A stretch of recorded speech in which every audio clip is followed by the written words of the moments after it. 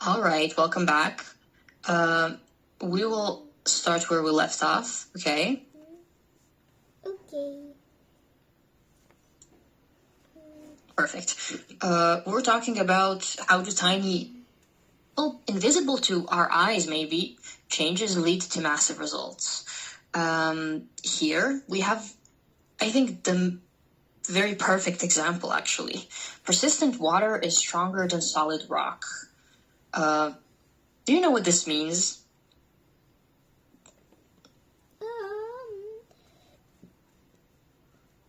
This means that water is stronger than rock, since water can actually break rock over the years. But over the years is the key here. Oh. Think of this drop. Imagine that this drop, there's like only a drop an hour. Every hour there's one drop. It would take so many years for this drop to fall into the exact same spot every hour, every day, every week, month, and year for it to break through this rock. But eventually, it will. So that means that this water is what? Persistent. Persistent. Do you know what persistent means?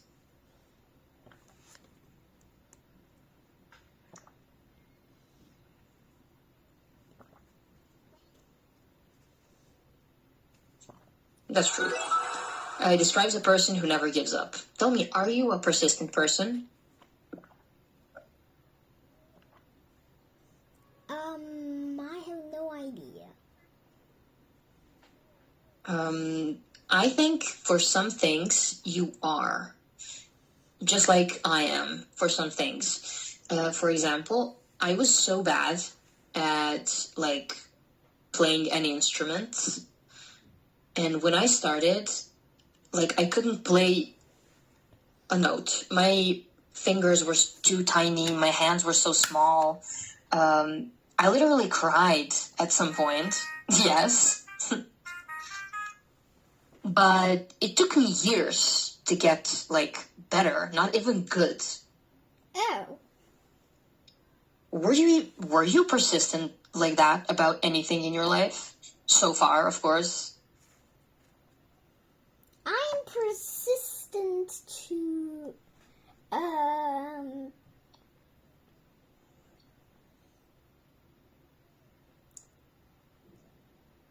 get 100 points. That's great. And how are you being persistent? By studying? Yeah, pretty much. Trying? Just studying. Yeah, great. Okay, in evolution, this is a very important question. Can you read it? In evolution, it is better to be solid or persistent. Oh, is it better to be solid, unchanging, or persistent, slowly changing? Why does the author use this metaphor to explain life? Exactly. Let's first answer this. Water changes up. It will be better to be probably persistent. Mm-hmm. Why? If you're not changing, think about.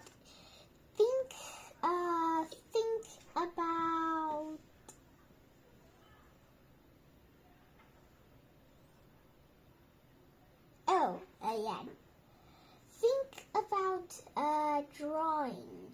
If you keep drawing the same stuff every single day, you don't change at all. You won't get any better at drawing. However, Very good. So if you keep slowly changing your art skills, you will get better one day. So how would you relate that, what you just said, to evolution? What does it mean? It means to be very slow. However, if it keeps going every single day, you will evolve one day. You will evolve into something extremely different. Great. That's a great answer. So good things take time. Would you agree with that statement? Yes, I will agree. Perfect. Great. I love to hear that. Okay, how do tiny daily changes create the person you are today? We briefly mentioned this before and talked about this just a little bit, but do you change on a very extreme level every day? I don't think so. No, I don't. No one does. You change a little every day, and over the years, these tiny changes add up to the grown-up you. So tell me, what are some things that you are doing today that you think will help you be like a better adult? Smarter, readier for the grown-up life. What do you think? You can study more. If you study more, you can get a good job. That Okay, makes you rich. that's correct.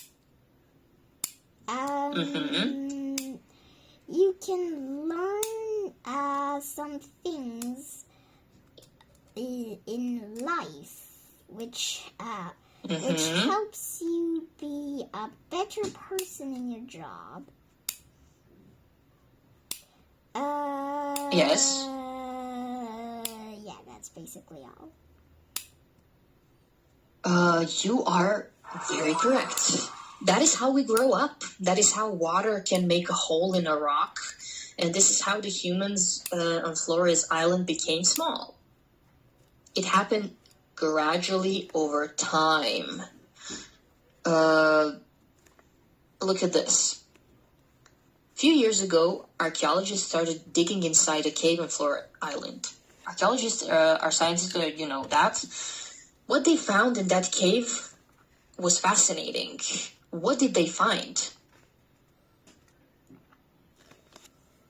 Stone tools, remains of a campfire, elephant bones, and skeletons of humans. Yes, and what does that tell us about this island and about them?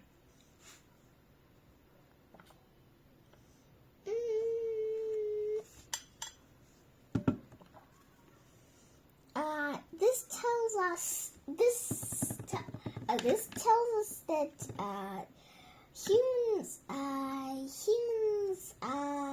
humans once used the tools and building stuff, not Wow.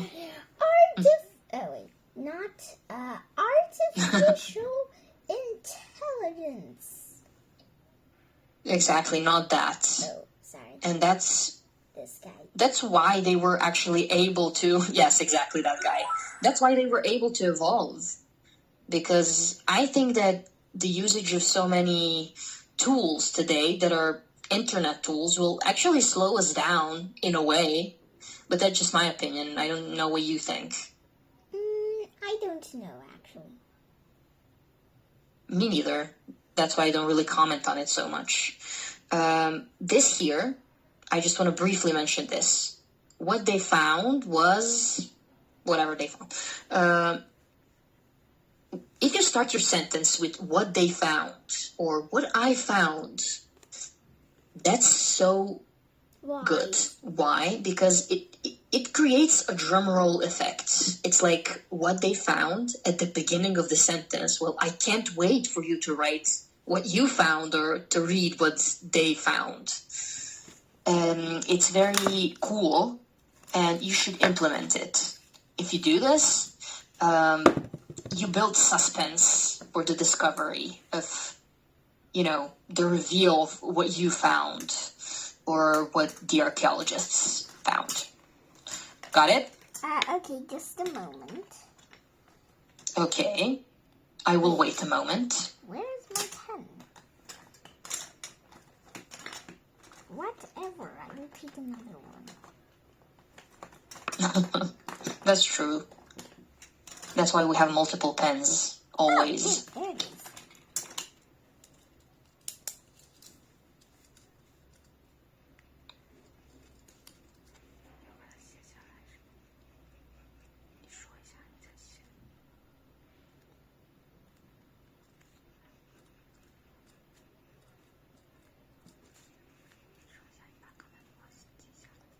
Let me know when you're done. Okay, just a moment.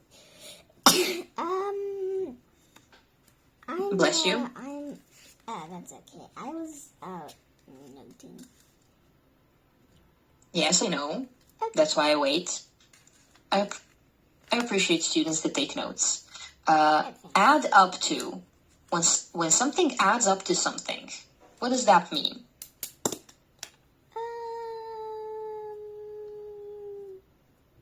This means that many different things add up to this conclusion. They finally, at last, Good. something happens. Great. Why did the author list stone tools and campfire before mentioning the skeletons? How does this order of information tell a story? Why do you think this is number 1, 2, and then skeletons? Why do you think this order is important for the author of this story, of this book? This is important since you know that people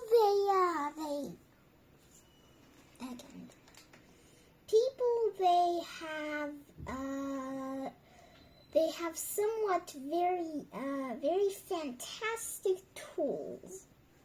Since before they were already kind of intelligent at that time, since animals they rarely use tools. I mean, except for crows. Okay. I never All right. seen that uses tools. I've only seen Mochi trying to open the cage. Interesting. The thing is, he cannot open the cage. He opens it halfway. I have no idea why. He would just give up. Then try again. Then give up again. Yes. Yes. Sometimes that's the only thing you can do, you know. Try again. Okay. How do we describe the way a species uses its natural gifts? For example, look at this picture over here. What do we see here? We see very different people. This one, person. Two very different person. One is very... Two very different... What? Person. Can we say that? Is that correct? Or people. People. This is a person. This is a person. That's why I thought it was person. Yes.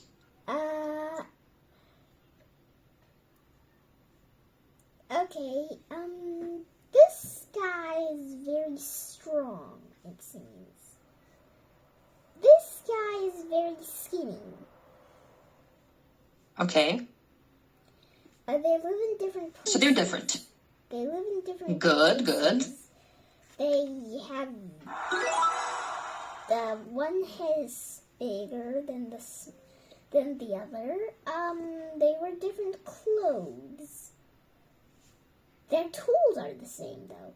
Okay. Yes, just maybe different thickness, I guess. Okay, so we have two different people here. Oh my god.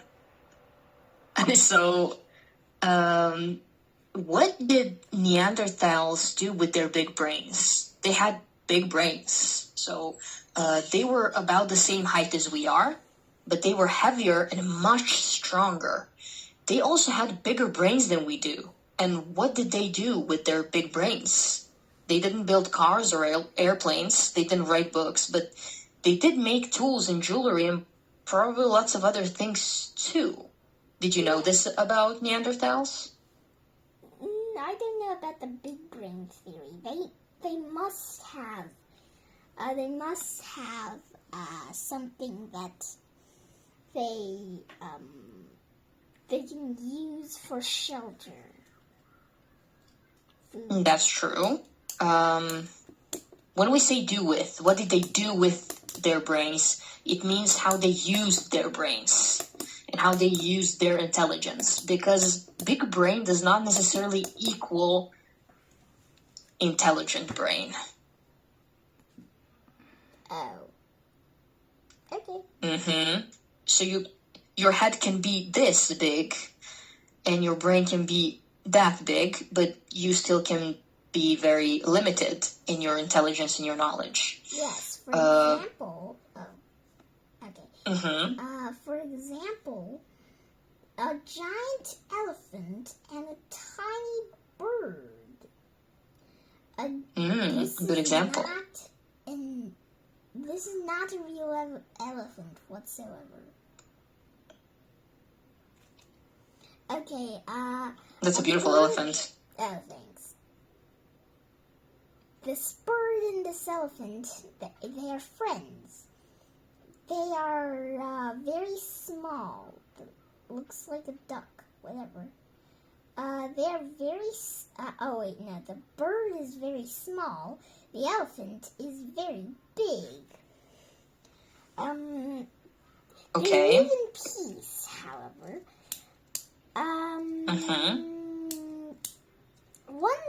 One day, they were walking through the plain. Elephants live on plains, if I'm not wrong.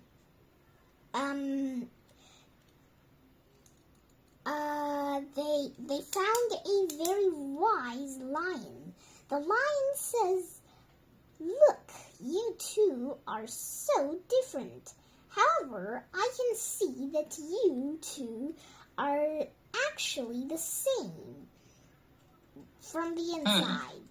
The bird doesn't believe it. The bird tries to fly. However, the bird did not prove anything since the wise lion said in the inside, not on the outside. The elephant doesn't believe it too. It says that its favorite food is bananas. However, the bird says bananas are not its favorite. The lion was not confused at all, though. The lion says that I mean your IQ, not what you like. Great. That's a great story. The lion said again,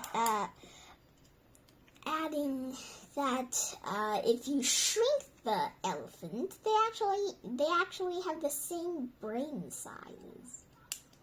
Exactly, and that's the whole point. You got it very well. But tell me, if Neanderthals had bigger brains than us, why aren't they the ones writing this book? Does a big brain always mean better survival? Not always. Good. Yeah. So you just explained in your perfect example of an elephant, a bird, and a lion. And you didn't even know that this was the question, which is great. One cool thing that happened in 2008, archaeologists made another surprising discovery. While exploring Denisova Cave in Siberia, they found a piece of bone from an ancient human finger. When they examined the bone closely, they discovered that this girl was a previously unknown kind of human. Previously unknown. What does previously unknown mean? I don't know it. Well, that means that we didn't know That it about existed. this kind of human. We didn't know that it existed. Very good. We didn't know that it existed. Previously, we didn't, but from this point, we discovered it, and now we know. Okay, we talked a lot about metaphors throughout all of our studies. How do metaphors help us understand invisible science? This is a big question. What do you know about metaphors, and what do you know about invisible science? The metaphor, you can make an example. The sun is a big egg yolk, which is a metaphor. Okay. That's a great metaphor. I love it. Thanks. So, we were built... What is this? This is DNA. This is happy DNA.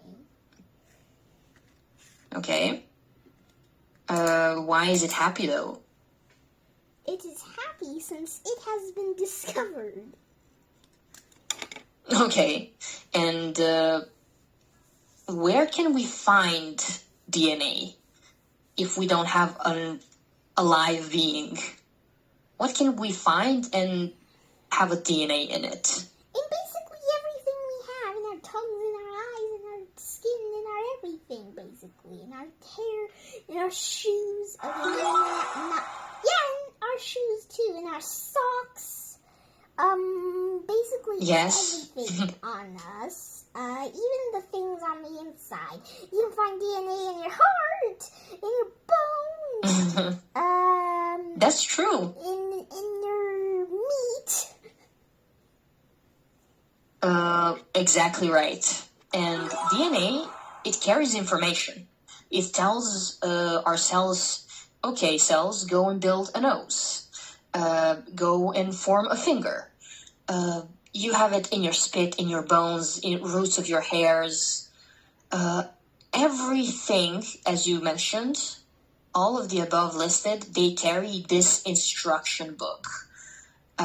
This instruction book is called the DNA. Why is it called the instruction book? Why do we use this metaphor? Since DNA, it can be just like an instruction book. It tells you where your nose is. If there wasn't an instruction book, maybe you would have no nose, since it was not listed Yes, maybe. in the instruction book. If you don't have a nose, you have to breathe with your mouth. That's one thing. Yes, or maybe talk through your ears. That would be fun. Maybe. If you had no mouth. If you have no mouth, you cannot eat. If you cannot eat, you have to do it the hard way. You have to go to the hospital. You have to lay on a bed, probably forever. Oh wait, no, that's sad, but yes.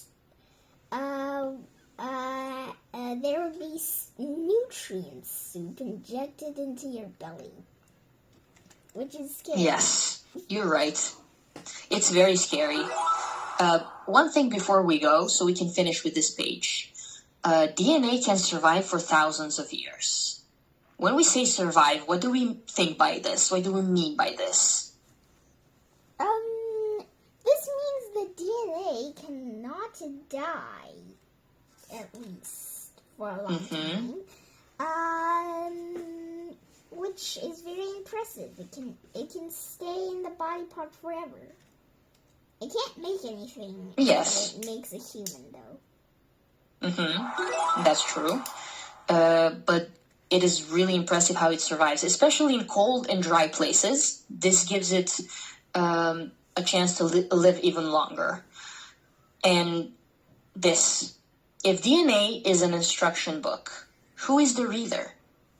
What happens if a page in the book gets smudged or changed by a mutation? Well, the reader is cell, maybe. If the instruction book gets smudged, for example, the nose goes on the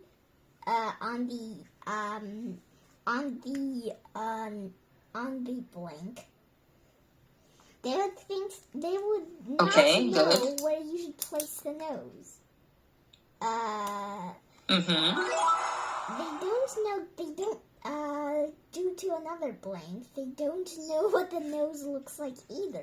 So maybe, in conclusion, maybe this human has no nose. Or maybe this human has a very,